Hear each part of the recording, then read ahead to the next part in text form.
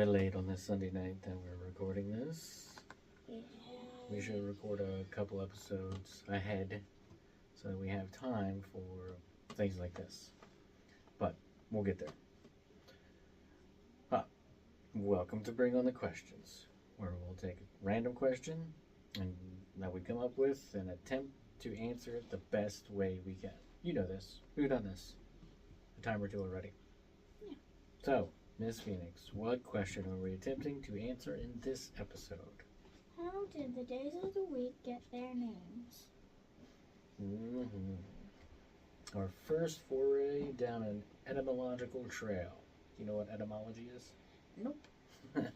Etymology is the study of the origin and history of words, including their constituent units of sound and meaning across time.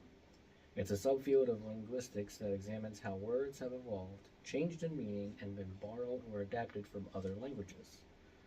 Not to be confused with, and I've definitely done this before I learned what these words were, entomology.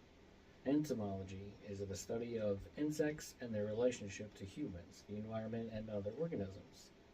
Yay! Word meanings! Look at us go! Etymology, entomology. Not heard of either. But you know about bugs, you know about words. I think I've heard the word etymology.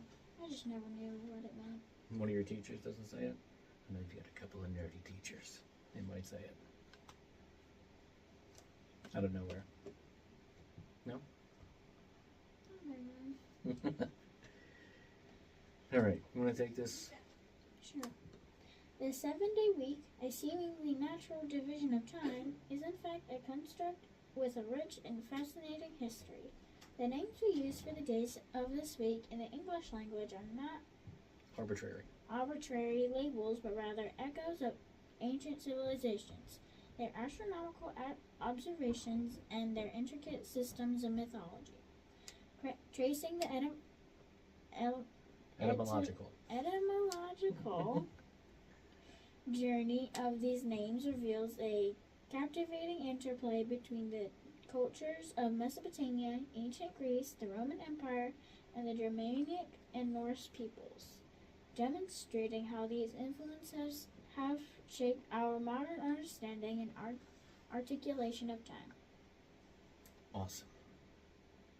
And the only research for this was, I really enjoyed it because all of it is just a hodgepodge of cultures coming together and evolutions of words in general. How all this stuff developed over eons and eons. We got to go way, way back to discover the roots of the 7-day week, all the way back to ancient Babylon around the 15th century BCE. Prior to the Babylonians, the Sumerians are also considered potential originators of this 7-day cycle. But we're not worried about the ancient Sumerians. The Babylonians, renowned for their advancements in astronomy, developed a lunar calendar dividing the approximately 29.5-day lunar cycle into 4 weeks, each consisting of 7 days. This division was not accidental. The number 7 held particular significance corresponding to the 7 celestial bodies that were observable to the naked eye: the Sun, the Moon, and the 5 known planets: Mercury, Venus, Mars, Jupiter, and Saturn. So all these people were watching the sky. There wasn't much else to do at night in 15 BC, 15,000 BC, 15th century. So BC is backwards, so it would be 14,000. It was a while ago. We know that. Yeah. But they didn't have anything else to do, so imagine looking at the stars, and there's certain stars, certain lights out there that moved a little bit differently than the other far away lights. And shined a bit brighter. Right, the planets don't twinkle. So when you look up at the sky and you see a little red dot, it's Mars. It's not twinkling. Planets don't twinkle. So there's some, 5 lights in the sky regularly that didn't twinkle. They were special. Those are the planets. You realize that? Do you want to take that next part, or? Sure. The Babylonians further Imbued? this astronomical framework with their religious beliefs by naming each of the 7 days after their principal deities, who were associated with these very celestial bodies. Oh, we could each take a day. Check it out. Hmm.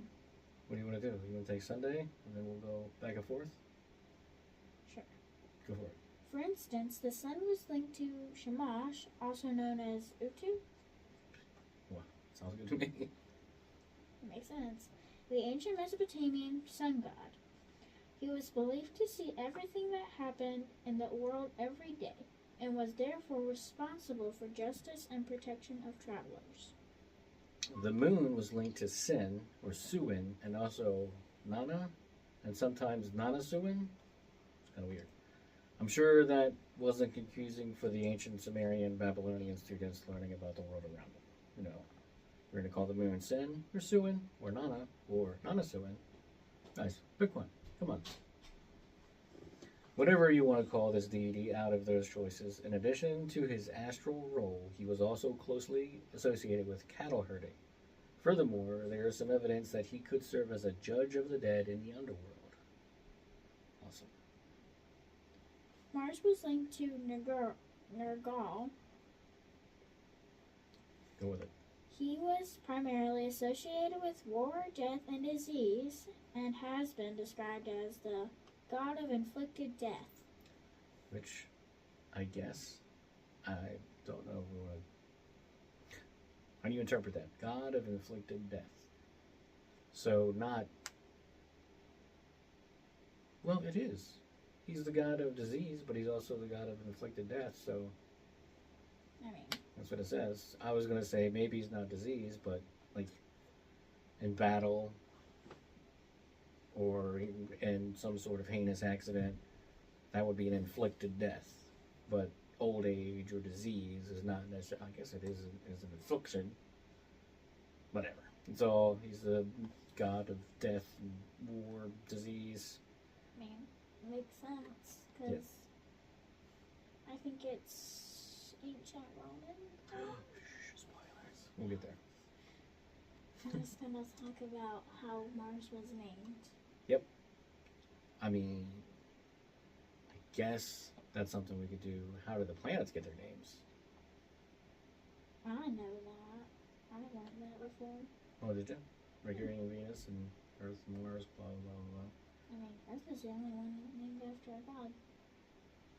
It's named after the word geo, which means Earth. Like dirt?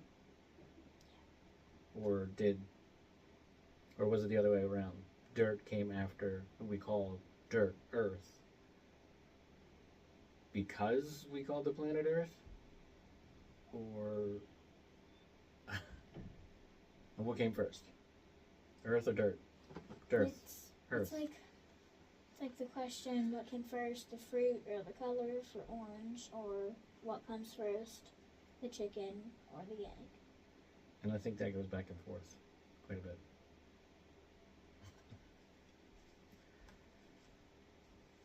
I mean, at some point we could probably do the planets.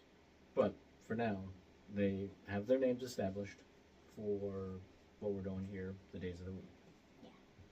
Mercury was linked to Nabu, the Babylonian patron god of literacy, the rational arts, scribes, and wisdom. Jupiter was linked to Marduk. Now Marduk's role seems to be a little fuzzy. Through various historical interpretations, he seems to be moderately associated with several things: creation, water, agriculture, justice, medicine, and magic. Marduk is a bit of a busybody, if you ask me. He is. He's got a lot going on. But apparently he's not the only one that is the god of creation. Wasn't the first one the god of creation too? What was his name? Shamash? Oh, he just sees everything. He's also just. Oh, he's responsible for justice. He's not the king of justice. I don't know. It seems like they were just making stuff up as they went along. Oh, it's 13,000 BC. We'll change this god's duties. They roamed cuneiform with no clue what language they spoke. Who knows? I don't. Yet. We might know someday. If we go back. Venus was linked to Ishtar, also known as Inanna. She is the goddess. Ishtar sounds like a guy's name, but that's okay. She is the goddess of love, war, fertility, sensuality, procreation, divine law, and political power. Also, very busy. With all that, they gave her the title the Queen of Heaven. I mean, Venus has a nickname, Earth's sister, or Earth's twin. Because it's the one that's basically the exact size and mass of Earth. Very nice. Now we know that. I learned a lot on planets. We just finished up our astronomy unit. Nice. Now we're on to robotics. That's a huge difference. Kinda. Yeah. I guess we're sending robots out in space, so. I mean, first was like biology type, like plants stuff. Learned a whole bunch about leaves. Oh, yeah. How to tell what type of tree it is based on the leaf. Could you do that? Could you walk out in your yard and find all the different things? Probably if I had a booklet to tell me, like the Pennsylvania tree booklet. Oh, okay. That's how we figured out. Yep. And apparently a tree can be simple or compound. Or a leaf can be simple or compound.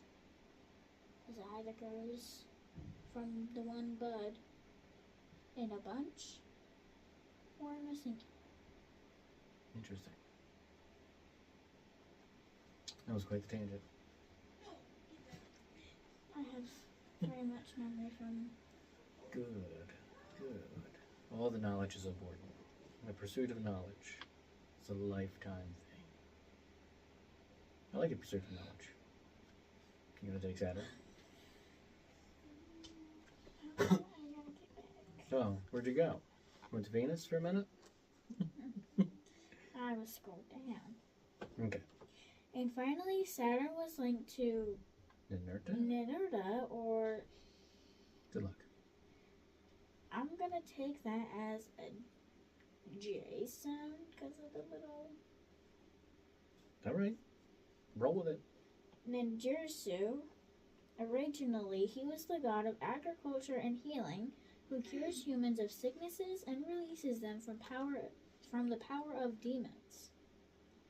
Another one with agriculture and like healing, because Jupiter has medicine and magic. And Ninurta has the power to release demons? That's crazy. Thank you, Ninurta, for keeping the demons at bay, but in his ultimate form, he was the god of farming, healing, hunting, law, scribes, and war. Another war god. And scribes? Where was that at? Mercury. Oh, yeah. Was it? Yeah. Who knows? Another scribe god. Like, I guess there wasn't a whole lot going on back then. Who's the god of mechanics today? Because we have a lot of automobiles, and somebody's got to fix them.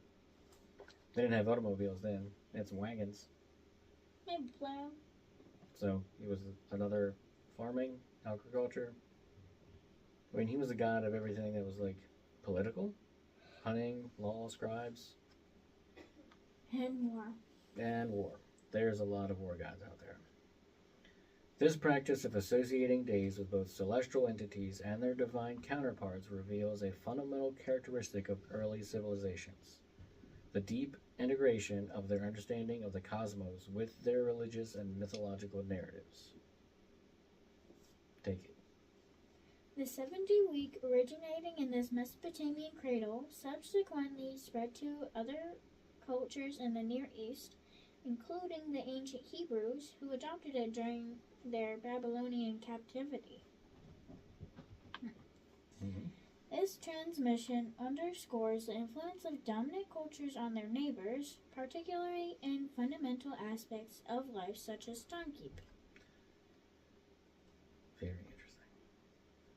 The concept of the 7-day week, along with the practice of naming days after celestial bodies and deities, was later adopted by the ancient Greeks.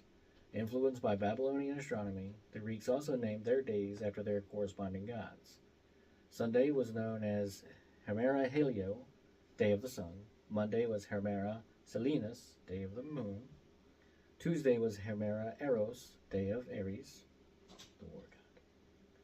Wednesday as Hemera Humu, or Hermu, Hemera Hermu, day of Hermes. Thursday as Hemera Dios, day of Zeus. I think you get a higher place, huh? You got Thursday. He likes Thursday. Almost as bad as Monday. Friday as Hemera Aphrodites, day of Aphrodite. And Saturday as Hemera Chrono, day of Chronos. I get where Helia comes from, because that's the word for sun. Yep. Or solar. Solar and Helio Mhm. both connect to the sun.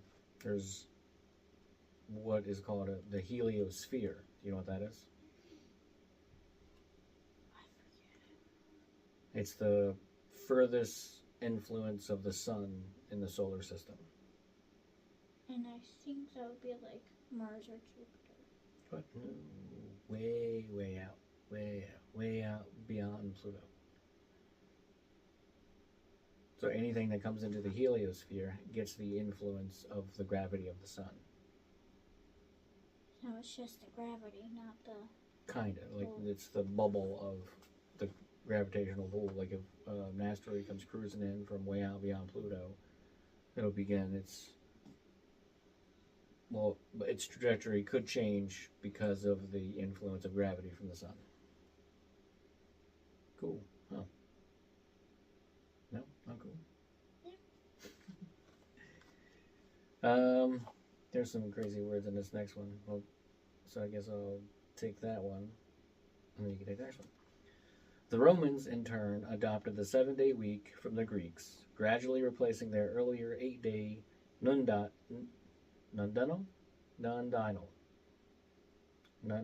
cycle between the 1st and 3rd century CE. Maybe I should let you read this. I'm screwing up the words. The Roman naming convention mirrored the Greek system with Latin equivalents for the deities. Dies Solis, Sun's Day. Dies Lunae, Moon's Day. Dies Martis, Mars' Day. Dies Mercury, Mercury's Day. Dies Jovis, Jupiter's Day. Dies Veneris, Venus' Day. And Dies Saturni, Saturn's Day. Good.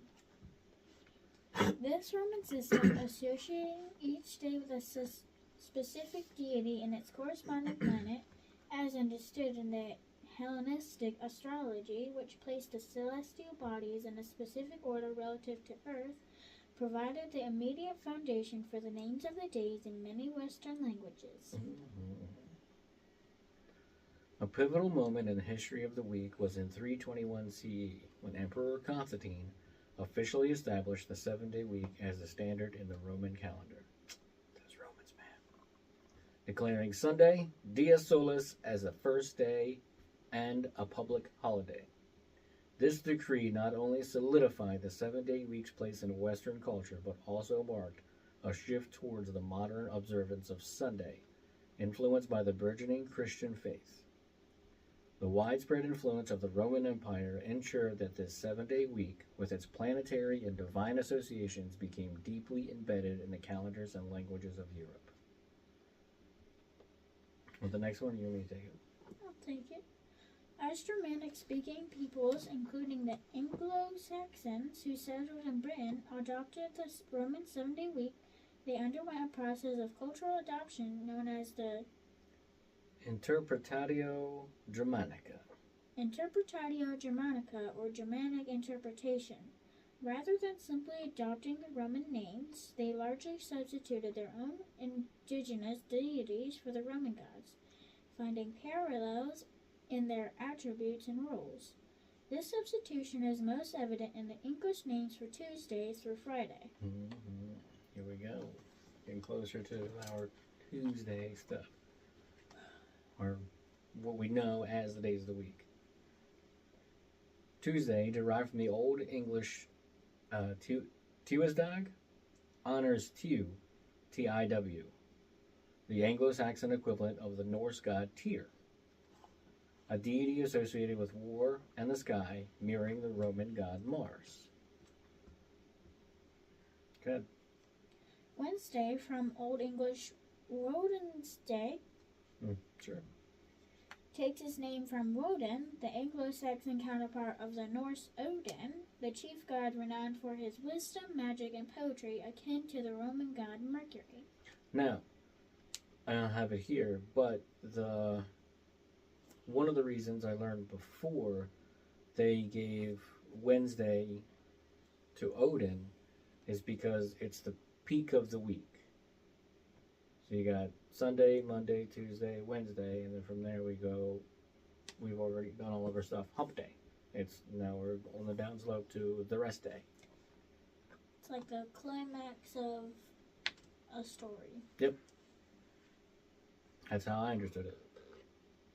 Or maybe it was just convenient to give it to Odin because it's the equivalent god to the things, wisdom, magic, and poetry.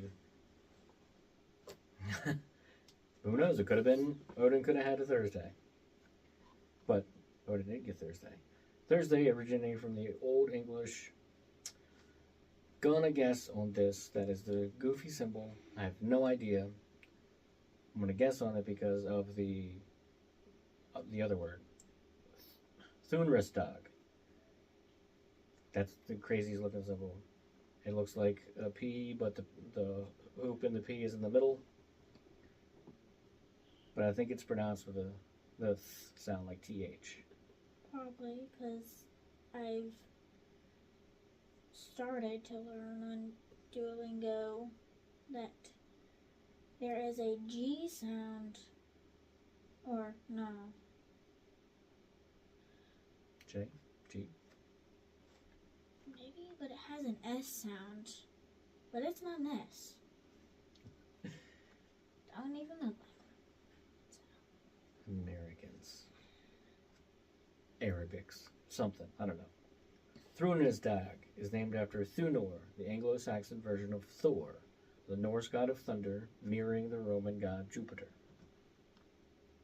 Finally, Friday, derived from the Old English Friday, honors Frigg, or possibly Freya, a Norse goddess associated with love, beauty, and fertility, corresponding to the Roman goddess Venus.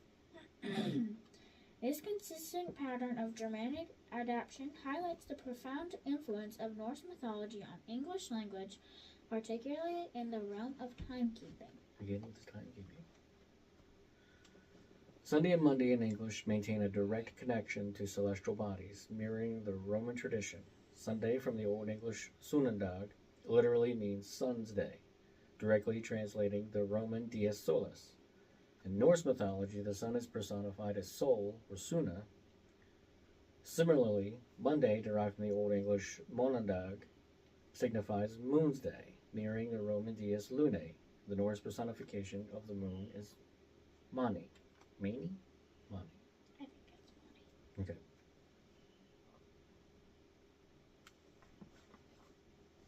You want to read the next part? Sure.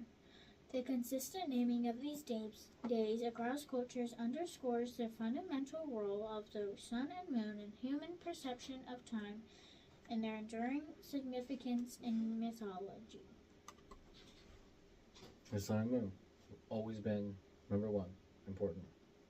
And then everything else seems to be like, no, I want mine. I want mine. Just picking whatever deities and whatnot for, like we said earlier, Tuesday through Friday. I mean, just about every single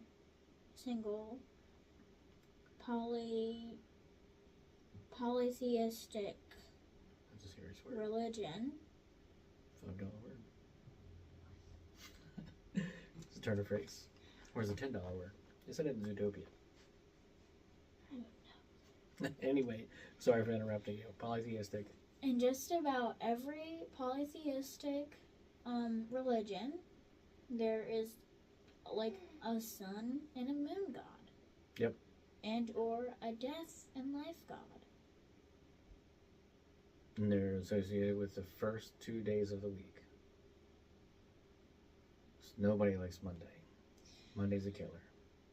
And actually, there is research, there is evidence that Monday has the most, causes the most heart attacks or something like that. There's more heart attacks on a Monday. There's more like near fatalities on Monday than there are any other day, even if people have Monday off from work. Monday is the problem because of that moon god. I think we should change the work week. Tuesday through Friday, 10-hour days. I think we should just change the work week, not the hours. 32-hour work week. Oh boy. Nope. Just keep it 7 7? for school. Oh. It would take a lot of undertaking for that to happen. Anyway. Where are we at? You could, however where? No. Oh, we're there. Yeah, Saturday. Because we didn't get to Saturday yet. I thought we did. Saturday is also special. The name Saturday presents a slightly different case, as it retains its Roman origin derived from the god Saturn, Old English Saturnstag. Unlike the other weekdays, there wasn't a clear or widely accepted Germanic deity that directly corresponded to Saturn. He was the Roman god of time, generation, dissolution, abundance, wealth, agriculture, periodic renewal, and liberation. Also, a busy god.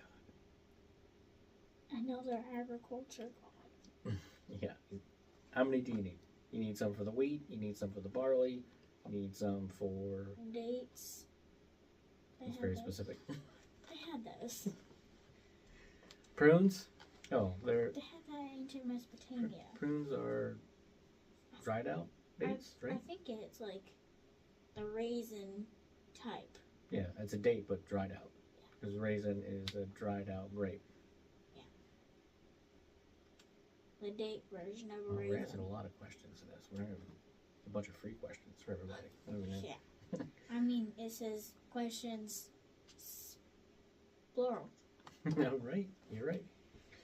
However, in Norse culture, Saturday was often referred to as Laugardagr. I don't know why we didn't put Laugardagr. pronunciations in here. You're right. Didn't take the time to do that.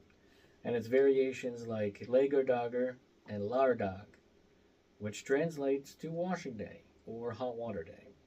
This name suggests a cultural practice of bathing or washing associated with the end of the week in Nordic regions. What about cold water day? Well, they're in northern regions, so I'm pretty sure the running water up north is cold most of the time. It could be the dead of summer, and they're still going to go down in the creek to running water, and it's going to be cold. I guess. So bathing day, does that mean they waited until Saturday to bathe or wash themselves or just do their laundry? I mean, it would save a lot on the water bill. We bathe on Saturdays. That's too much for our household. Yeah. It would be one person at a time, and we can't do that. You can go down to the creek. I'm good. You go down to the river, some soap. I'm not bathing with those fishes. So you can go with soap, but you're still going to come out when you rinse yourself. You're rinsing yourself in fishy water, so... Fish pee and poop. You want to take this next section? Not the bathing day part. That was just a goofy interlude. Furthermore, in German, Saturday is known as Samstag, a term derived from the Hebrew word Shabbat. Sabbath. Sabbath. I heard that word before. Sabbath? I think so. Yep. The day of rest in Judaism. Judaism. Judaism. Okay, it's AI. It's weird. This linguistic connection reflects the influence of Abrahamic religions in the Germanic-speaking world. Many Romance languages also use terms for Saturday that are derived from the Sabbath, such as Spanish Sabato?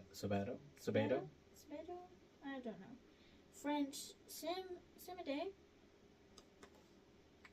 and Italian Sabato. Sabato. We got a Sabato. We got a Sabato. I think Sabato works. Okay.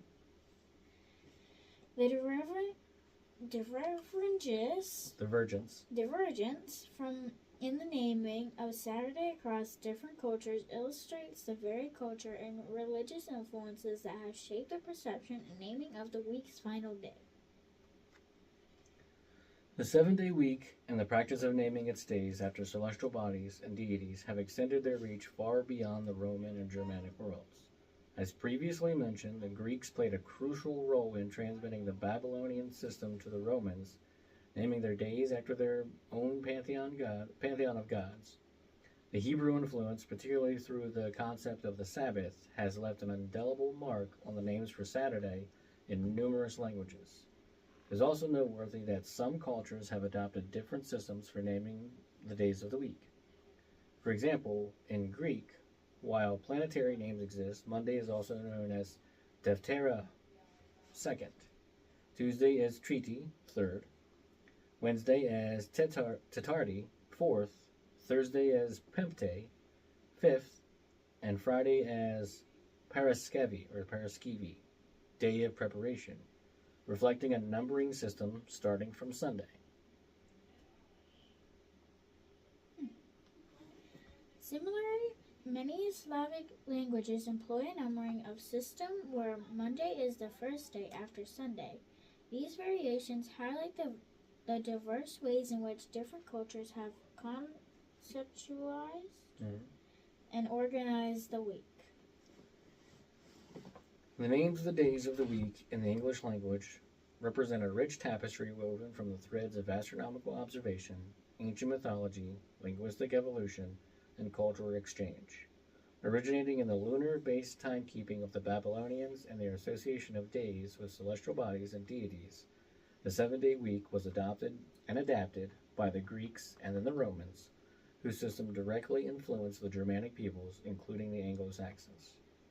Through the process of Interpretatio Germanica, Germanic interpretation, many Roman gods were replaced with their Norse counterparts, leaving us with names like Tuesday from Tu or Tyr, Wednesday from Woden or Odin, Thursday, that's not a far trip for Thor's Day, Thursday.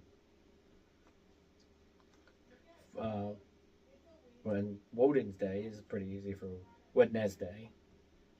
And So I we guess Tyr's Day, right. And Friday for Frigg or Freya, so Freya's Day, Friday. Sunday and Monday maintain their direct connection to the sun and moon. Talked about that. While Saturday uniquely retained its Roman association with Saturn through alternative names reflecting cultural practice or religious beliefs, emerged in other Germanic and Romance languages. Take the last one. The journey of these names underscores the interconnectedness of ancient civilizations and the enduring legacy of their beliefs and practices in our modern lexicon and the very structure of our timekeeping. That word has popped up quite a bit. What? Timekeeping. Timekeeping. And I think you've read it every time it's popped up in these notes. Possibly. We were going to add, maybe we'll touch on it. I don't know if it I guess we probably could add it to this episode, but it might have made the episode longer than an hour. we're only at a half an hour now ish. We were gonna add why is a day, no, why is there 24 hours in a day? Why is there 60 minutes in a second? And 60 minutes in an hour. Right. I think I screwed that up that whole. 24 hours in a day, 60 minutes in an hour, 60 seconds in a minute. Why? We'll find out in a different episode. Almost have those notes. But it's also pretty late. Yes. It's after 10 p.m. on a school night, Miss Phoenix. Because we were visiting family for the day. And we got our recording later. The next one, which you could probably get the notes rounded up for that. And record that. And then record something else. We're going to have to. Because Easter's coming. Easter Sunday's busy. You don't have any school Thursday and Friday. Might be able to record one of those days. Or Saturday. Thursday, Friday, Saturday. One of those days we're going to have to color eggs. Oh, yeah. We've got to take out a loan to buy some eggs first. But, life is busy. Maybe we'll just get some rocks, carve them like eggs, paint those instead. Rocks would be cheaper. We'll do. We'll go, when we go down for our weekly bath in the river, we'll grab some rocks. Just go diving. Then we'll have to dive for the rocks? Yeah.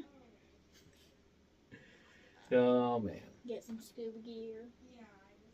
Oh, Maybe a flashlight. we'll be fine. We'll be fine. You can At step on least the rocks. goggles. You can pick up the rocks with your toes. Maybe not the big ones. Oh, we'll figure it out. But, how some- did the days of the week get their names?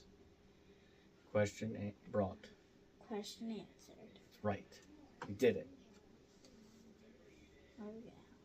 Are we done talking about bathing in the river? I think so. In some places in the South, people still get baptized in the river. I mean, Because people might also sacrifice serpents for whatever deity you're worshiping that day.